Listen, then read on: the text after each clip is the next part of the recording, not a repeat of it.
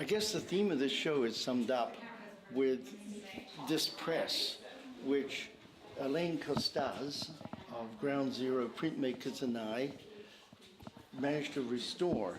We made a couple of bolts by hand because this press dates back to the 1860s.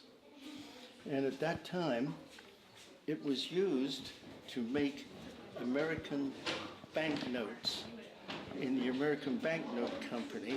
If you can imagine making banknotes on an etching press like this, one at a time, I actually found a photograph with 300 of these presses, all side by side in a great big warehouse in the American Banknote Company. And there are 300 people making banknotes for the American economy, one banknote at a time. So there's not many of these left because during the Second World War, any that were around got collected up, particularly in the United States, and for the drive to create scrap iron, to make steel, to make armaments. So we're kind of lucky to get this one. The pieces came to us from the Gulf Islands, and it weighs about 400 pounds, actually. But it sums things up for me because we are actually using this old restored press with its unusual history, with modern materials and modern ideas to create all kinds of wonderful prints in our printing classes. And Elena's, people have produced some really wonderful things. In the same way, we want to have the students recognize that there's really wonderful old creative things in art that they can use, but they can use it in a future context.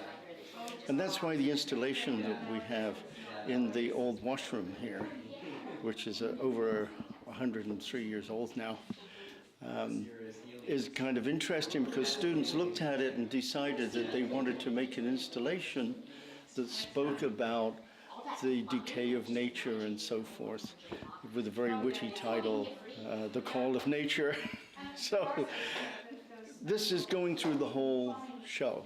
And up in the animation lab, where we teach 2D animation, which starts with basic drawing and design and painting, learning the fundamentals of animation, the history of animation, which goes back way into cave times, and again, then moving that into the modern era with digital animation, so that when people graduate from our animation class, they've had this huge, long experience of how animation was created and how it was made, and they then get certified with the Toon Boom Harmony software, which is the basic animation software being used by over 50 television animation shows right now.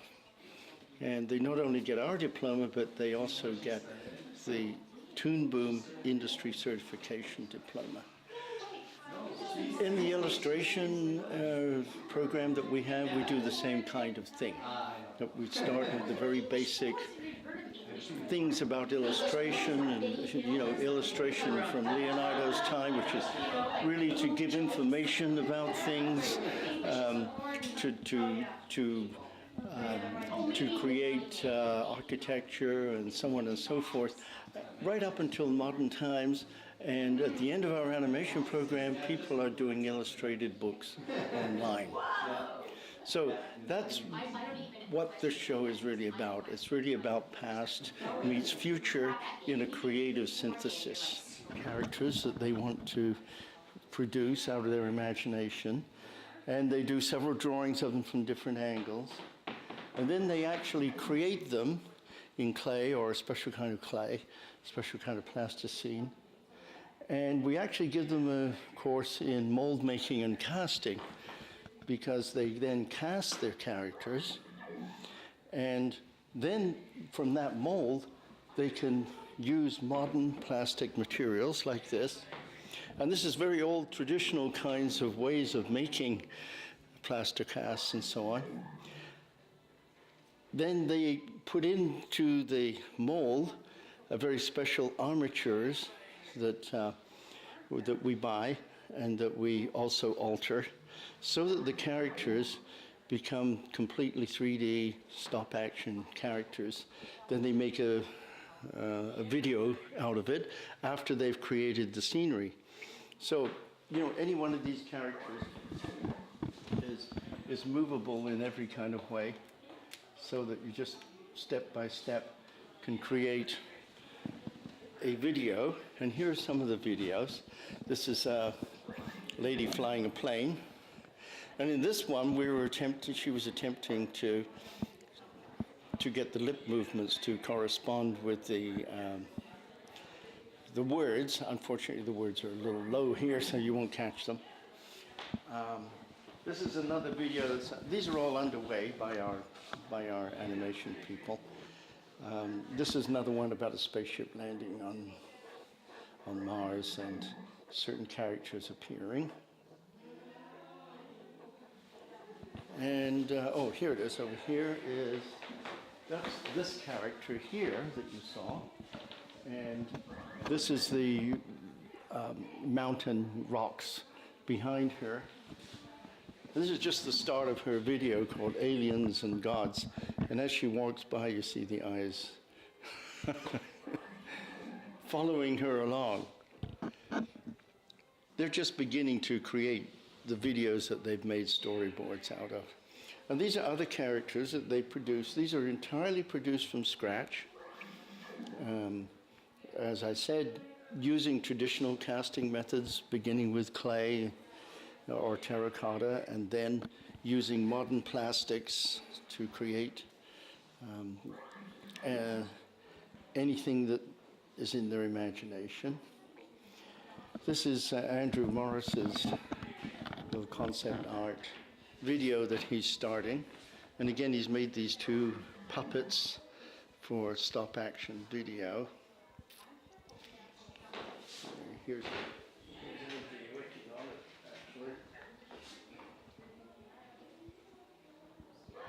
Andrew's actually graduated now, but he still comes back here to do what we call a post-grad year.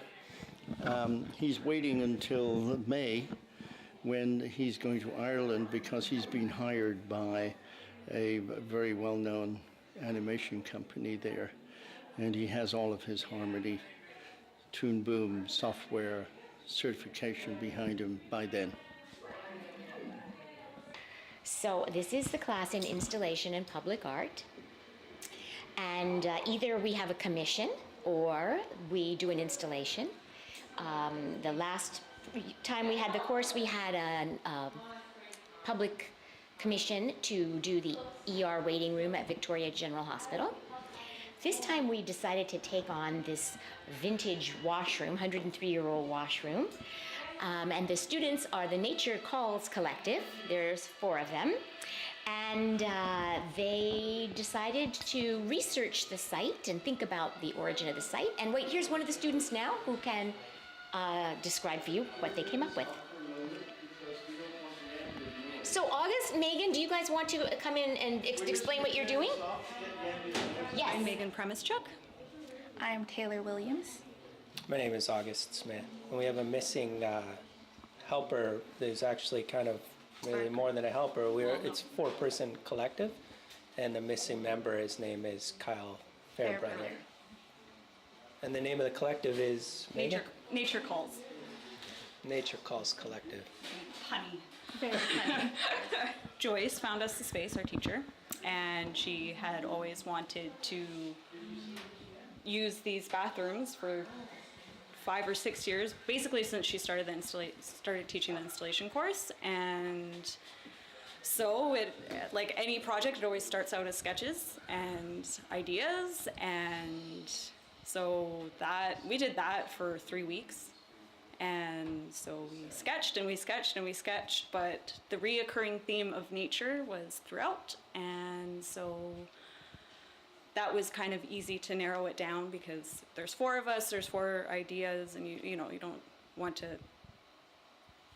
not include somebody's idea, but because of nature and seeing as we live on the West Coast, it just seems to fit anyways. And so we came to that, and then so from preliminary sketches, then we made a model out of foam core, and so we had to measure the bathroom, scale it down so we could see 3-dimensionally what we were going to do. So then we took our ideas and then we started using like colored pencil, and we started, just coming up with color themes and whatnot. And then during that stage, we found these chairs, and they were free from a person nearby. And so the time period of the school and the time period of whenever these chairs were built, it matched. And so just process of elimination,